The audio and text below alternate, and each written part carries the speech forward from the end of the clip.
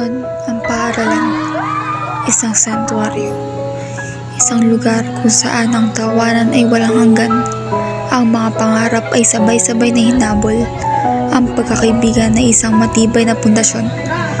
Doon tayo nagkakilala, doon tayo nagsama-sama, doon tayo nag-iwan ng mga yapak na hindi malilimutan.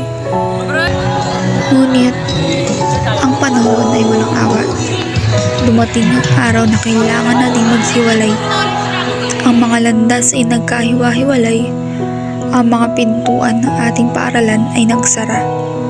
At ang katahimikan ay pumalit sa dating ingay. Ang ingay na yun, ngayon ay alaala na lamang. Isang alaala na aking pinanghahawakan. Ngayon, ang pangungulila, isang mabigat na damdamin, parang isang malaking kawalan. Isang espasyo na dati puno ng saya, ngayon ay puno na lamang ng katahimikan. Ang katahimikang ito, nagsisilbing paalala na ako'y nag-iisa na. Ang mga tawag at mga mensahe, dati madalas, ngayon ay bihira na. Ang mga muka, dati palagi nasa harapan natin, ngayon ay nasa mga larawan na lamang. Mga larawang aking tinitignan paulit-ulit para bang mabalik ko ang nakaraan. Paano natin harapin ang ngayon na wala na sila sa ating tabi? Hindi madali, ngunit hindi rin imposible.